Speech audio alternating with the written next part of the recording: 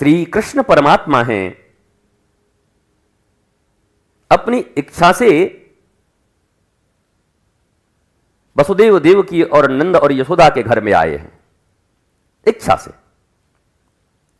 कोई जबरदस्ती नहीं आया, उनको मजबूरी में नहीं आए। तो यह जानना कि Shri Krishna he is all mighty, आप्त काम पूर्ण काम, उनका कोई काम जगत में बाकी है नहीं।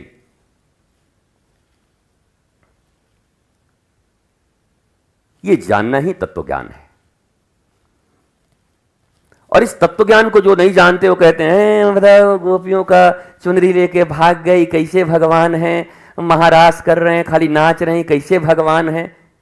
इनको पकड़ के तबला बजाओ इनके माथे पर, ऐसे लोगों को कहीं मिले तो तबला बजाओ ठीक से, नाधिन धिन्ना धिन्नी नाधिन धिन्ना दाधिन धिन्ना। और बाल ना हो तो बड़ा आनंद आएगा, बिल्कुल तबले जैसा ही लगेगा। जिनके बाल ना हो, माथा ही एकदम तबला होगा। ये तत्व ज्ञान विहीन लोग हैं। तो भगवान की कथा, ऐसे मनुष्यों की कथा, राजा रानियों की कथा, सिनेमा इत्यादि, इसमें इनको कोई अंतर समझ नहीं आता। मूर्खों की भांति दौड़ रहे हैं बस। पर जिन्हें पता है कि सब कारणों के कारण ही श्री कृष्ण हैं, ही इज ऑल माइटी। वो चाहें तो जन्म लें, वो चाहें तो अवतार लें, वो चाहें तो सीधा आ जाएं, वो चाहें तो 100 साल यहां रहें, वो चाहें तो 100 मिनट रहें, उनकी मर्जी। वो चाहें तो राम की तरह एक विवाह करें, उसके बाद वेद विरुद्ध, वैदिक धर्म के विरुद्ध जब उन्हें यज्ञ करने हुए, जब सेतुबंध रामेश्वरम में भगवान शिव की स्थापना करनी हुई, यज्ञ है ये, तो कितना प्रेरणा दिया गया कि अब तो यज्ञ है, आप क्या करेंगे, आपके यहां तो सब मामला चलता ही है, दशरथ जी के भी 3 थे और ऊपर भी सब 2-3 थे ही, आप भी एक और कर लो। भाई पितृकुल से चला आ रहा है, कोई आप नया थोड़ी करने जा रहे हो। तब बहु विवाह होते थे। पर एक पत्नी व्रता श्री राम, नहीं तो नहीं, सोने का बनाना है सोने का बना के रख दो, जो करना है करो, हम तो स्थापना ऐसे ही होगा, जो करना है करो। पर जब श्री कृष्ण आते हैं तो फिर स्वीकार करते हैं। 16,108 कहते हैं लोग, 8 पट्ट महिषियां स्वीकार करते हैं। अगर कोई तत्व न जाने तो इन दोनों में कितना अंतर है।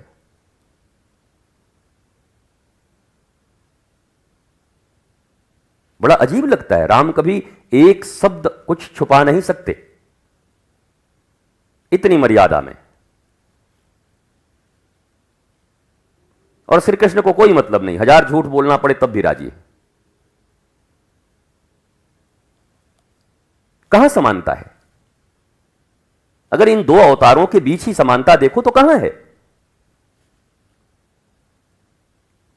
पर जो मूढ़ लोग होते हैं वो विवेचना भी नहीं करते। नहीं नहीं नहीं, हम क्या बोलें, अब हमको तो कुछ समझ नहीं आता। समझो,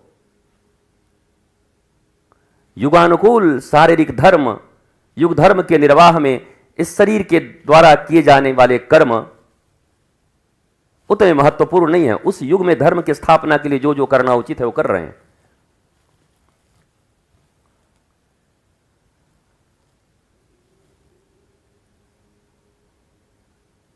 वैसे ही एक घर में 3-4 भाई हैं, 3-4 बहनें हैं परिवार में, सबकी आदतें अलग हैं, जीवनचर्या अलग है, इंटरेस्ट अलग हैं शरीर के।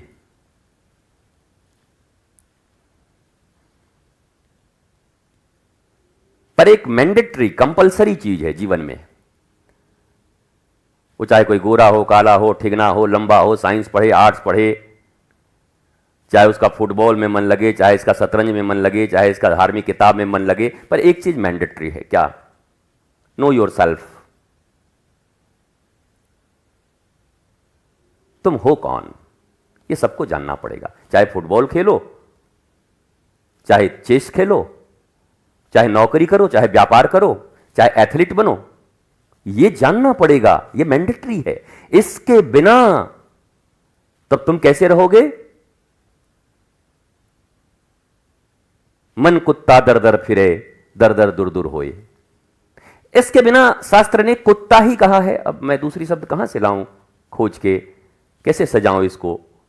डॉगेश भाई कहूं, आजकल जो रील में देखते हैं डॉगेश भाई, तो उतना तो मैं नहीं सजा सकता। कुत्ता, कुकुर,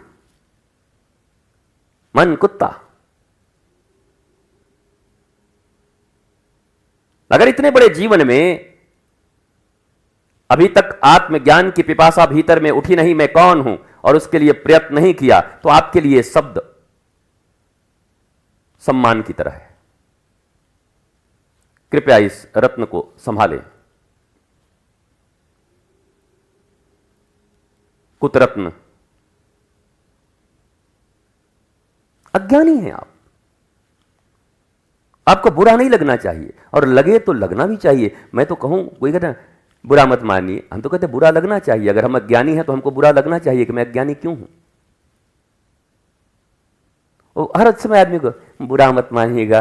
अरे कहो बुरा मानो, तुम एक नंबर के कुकुर हो, तुम्हारा मन चंचल है, अभी तक तुम आत्मज्ञान प्राप्त नहीं किए हो, ना आत्मज्ञान की ओर तुम्हारी कोई पिपासा है, ना आत्मज्ञान की ओर तुम आगे बढ़ रहे हो, ना आत्मज्ञान की ओर आगे चलने का तुम्हारा कोई इरादा दिखता है। इसलिए मैं तुम्हें कुकुर ही कहता हूं। यह बात कहो, सीधा कहो। यह बात उससे मत कहो तुम कि भाई बुरा मत मानिए। बुरा मानिए, अगर भला चाहते हैं तो कहिए अपने लोगों को कि बुरा मानिए, बुरा न मानिए मत कहिए। कई बार हमने देखा है जीवन में, घर में भी, परिवार में भी, यहां वहां, संसार में, हर जगह लोग कहते हैं बुरा मत मानिएगा। तो मेरा ऐसा मानना है कि उनको कहिए बुरा मानिए। क्यों? बोला जन्म लेकर के भी आत्मज्ञान विहीन हो, पशु तुल्य हो, पशुओं की तरह जीवन जी रहे हो। यह बुरा मानने का ही है। पढ़े लिखे लोगों के बीच में कोई अनपढ़ बैठ जाए तो जैसे वो बुरा मानता है हमको कुछ नहीं आता। सुरों के बीच में कोई बेसुरा बैठ जाए तो उसको बड़ी शर्मिंदगी लगती है, यहां सब सुर ताल में है, मैं बेसुरा हूं, बेताला हूं। वैसे ही मनुष्य होकर के, और अगर आत्मज्ञान की दिशा में तुमने कोई प्रयत्न नहीं किया है तो तुम्हें बुरा मानना चाहिए। नहीं मान रहे हो बुरा, इससे बुरा और कुछ नहीं। यह समाज की एक अजीब भाषा हो गई। भाई साहब बुरा मत मानिएगा। अबे पूरा बुरा मान, खानदान सहित मान। मान तो शायद किसी दिन आत्मज्ञान हो जाए। पर यहां भी कटसी, यहां भी साधारण सामाजिक जो चर्या होती है उसी तरीके से हम वार्ता करते हैं। हमारे आर्ष ऋषियों ने धिक्कारा है। प्राचीन जब ऋषि युग था उसमें कोई आत्मज्ञान की ओर नहीं बढ़ता था तो उसको धिक्कार देते थे लोग। छी छी छी छी छी, राम राम राम राम राम। उसके चेहरे मोहरे कपड़े से कोई फर्क नहीं पड़ता था। अगर वो व्यक्ति आत्मज्ञान की दिशा में नहीं बढ़ा तो उसको धिक्कार देते थे। धिक्कार।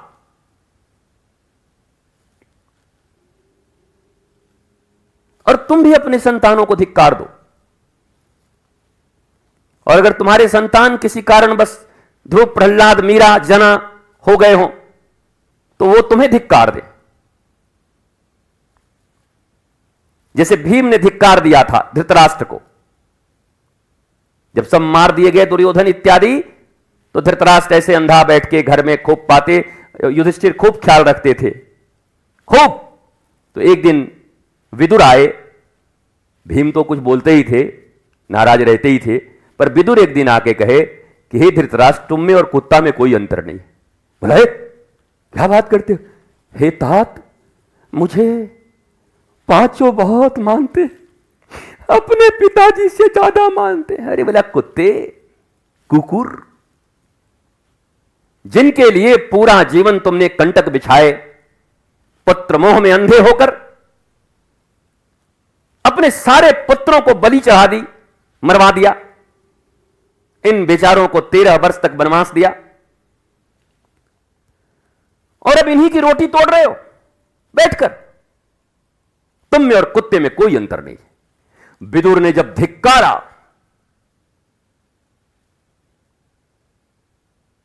बहुत धिक्कारा, तब कहते हैं भागवत लेकर के अब वन चले गए और दशम स्कंध का पाठ करके श्री कृष्ण में अपनी मति को स्थिर करके ब्रह्मरंध्र से फिर साक्षात कृष्ण में ही मिले जाकर। लेकिन अगर नहीं धिक्कारते विदुर तो सारा जीवन कुकुर की तरह रहे थे, अंतिम में भी कुत्ते की तरह मर जाते उन्हीं पांडवों का भोजन करते करते। इस संसार में तुमने कितने रुपए कमाए, कौन सा पद कमाया, कितनी सुंदरता, ये सामाजिक प्रतिष्ठा इत्यादि कमाए, ये सब जीरो हैं। जीरो मतलब जीरो, क्योंकि अगर आत्मज्ञान नहीं हुआ तो ये तीर्थ इत्यादि, जैसे मैं कहता हूं आजकल बड़ा वायरल चल रहा है, जब मैं ऐसे ऐसे करता हूं कि माथा में राधे, यहां राधा, यहां ठोका, यहां पीटा, यहां छपवाया, पूरा राधा राधा छाप लिया, घूम जा रहे हैं वृंदावन में छाप के। क्या है, क्या है ये?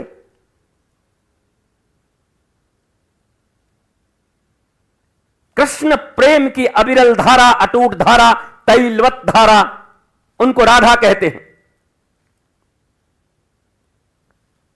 क्या कृष्ण प्रेम की अटूट धारा तुम्हारे भीतर आ गई?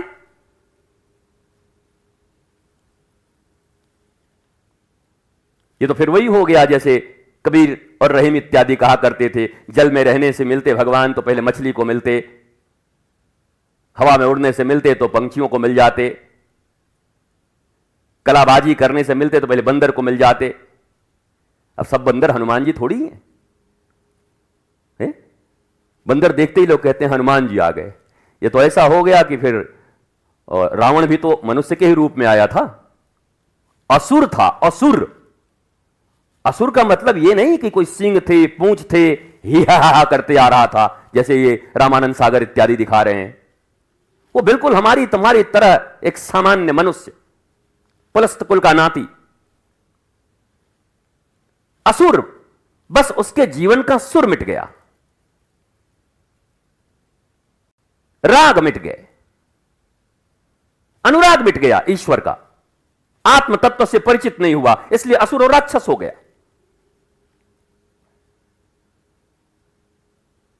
वैसे ही केवल एक्सटर्नल अगर तुम्हारी भक्ति चल रही है, भक्ति के स्वांग इसको कहते हैं, भक्ति का स्वांग, जैसे नाटक इत्यादि करते हैं बहुरूपिया लोग, वैसे इसको स्वांग बोलते हैं, भक्ति का स्वांग। भक्ति अंतरतम मन का जुड़ाव है।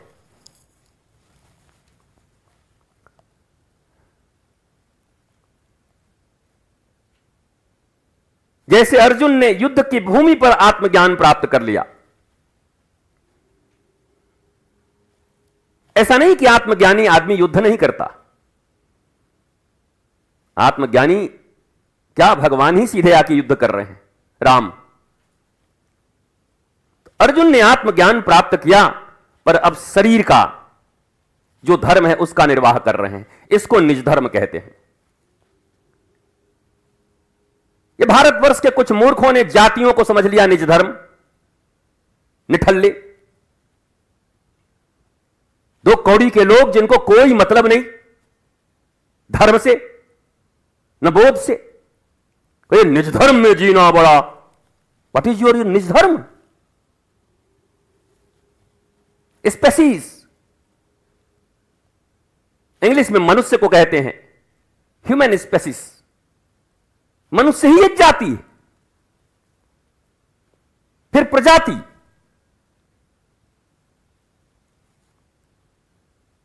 तो मानवीय धर्म का निर्वाह किया कि नहीं? और मानवीय धर्म से भी बड़ा एक धर्म है। बोला गुरुजी ये तो नई बात बता रहे हो, अब तक तो हम समझते थे मानवता श्रेष्ठ है। मानव ये शरीर बना, मानव, मनुष्य, बॉडी, तन, पर उससे भी सुप्रीम धर्म है आत्मधर्म। आत्मा बॉडी नहीं है।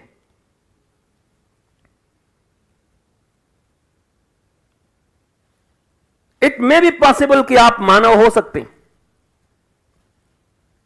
सुबह उठ के उनको प्रणाम किया, उनसे राम राम किया, वहां कमाए, वहां खाए, वहां मिले, वहां मुस्कुराए, मानव। लेकिन तुम ईश्वर अंश होकर आए। भगवान ने कहा मम एवांश जीव लोके जीव भूत सनातन, ये मेरा अंश है। पर तुमने गद्दारी कर दी यहां भगवान के साथ, ईश्वर के साथ, अपना जन्म बिगाड़ दिया। ये अच्छे और बुरे की परिभाषा समाज में अजीब है।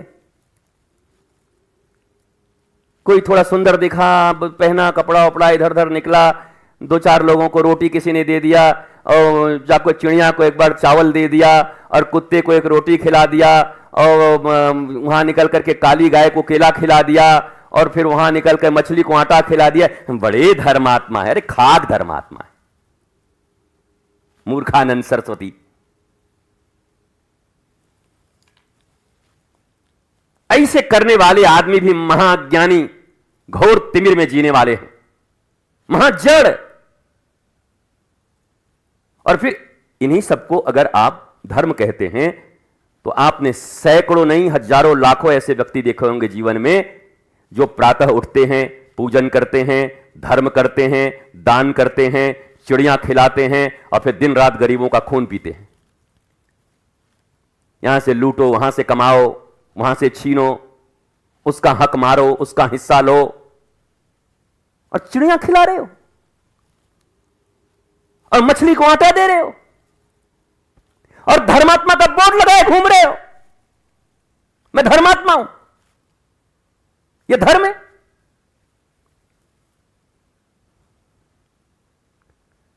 मैं बोलता नहीं। वो प्राण की एक पिक्चर थी, कोई बहुत पुरानी पिक्चर, उसमें बोलता है मैं बोलूंगा तो बोलेगा कि बोलता है। तो हम ऐसे ही कम बोलते हैं, 7-8 दिन में एक बार बोलते हैं, कि जब बोलते हैं तो लोगों का कान खड़ा हो जाता है कि आज किसको लेसेगा, आज किसकी धज्जी उड़ाएगा। ये हम किसी की धज्जी उड़ाने नहीं आए हैं, हम रोज अपनी धज्जी उड़ाते हैं। हमारे भीतर जो मानवीय संसर्गों के कारण जिस संगति में हम रहते हैं, अगर हमारे भीतर कुछ दुर्गुण प्रवेश करने वाले हैं, कुछ अणु और परमाणु हमसे भी टकराते हैं,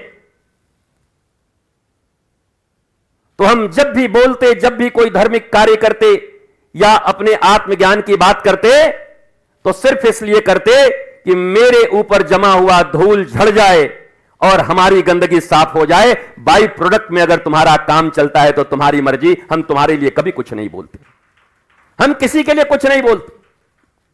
लोगों को ऐसा लगता है हमारे लिए बोलते। वो पंडित जी वाली कहानी, एक पंडित जी थे महाराज, वो बेर के नीचे बैठ करके और लोटा लेकर के पहले के जमाने में जाते थे सुबह सुबह, पहले ये सब नहीं था, वॉशरूम वगैरह, वो बैठ के कर रहे थे, और उसी समय बेर गिर गई, और बेर बहुत बढ़िया गिरा, 2-4 बेर। अब पंडित जी को याद नहीं रहा होगा, उसी समय बेर उठाए, और ऐसा मन हुआ, अब देखो बुद्धि कभी कभी होती है, इधर वो भी चालू है, इधर बेर भी दांत में लगाए। और दूसरे दिन वो पंडित जी राजपुरोहित थे, राजा के दरबार के पंडित जी बैठे हुए थे, नर्तकी आई थी, आज नृत्य हो रहा था, और नर्तकी और संगीतकार सब बैठे हुए थे, गीतकार, और सुंदर थाप पर चल रहा था, और बढ़िया बजा करके यही गीत चल रही थी। अरे कह देब हो पंडित जी कह देब कि काले वाली बतिया तो कह देब हो, दिन दिन था दिनक दिन था था था। अरे पंडित जी तो बोले तो बड़ा खतरनाक बात, ये देख ली क्या, कह दे पंडित जी काल वाली बतिया कह दे। राजपुरोहित थे, पैसे की कमी नहीं थी, उठे और गड्डी। गाने वाली को लगा कि पंडित जी को बहुत पसंद आया, तो फिर नए सुर में अरे कह देब हो पंडित जी कह देब कि काल वाली बतिया तो। पंडित जी फिर निकाले, फिर जाकर के फिर दिया। ओ नृत्यांगना बोली वाह ये लाइन तो बहुत पसंद आ रहा है पंडित जी को, खूब लुटाए जा रहे हैं। तो जितने राग होते हैं, ठुमरी, दादरी, भैरवी, वो सब में गाने लगी। अंत में पंडित जी का जब जेब खाली हो गया तो जाके कहबे कहबे तो कह, यही कहबे ना कि बैठे थे शौच में बेर खा रहे थे, जा कह मर, कह भी दिया उसने। पूरे सभा में उजागर भी हो गए और वो बेचारी खड़ा होकर देख रही, बोला हम तो पंडित जी ये तो हमारा गाना है, हम तो कुछ जानते ही नहीं। बोला हमको देखी नहीं क्या, हम तो पहली बार आपसे मिल रहे हैं। बोले राम राम, पैसा भी दे दिए और हम अपना सब कुछ खोल भी दिए। तो ये तो उन लोगों को लगता है,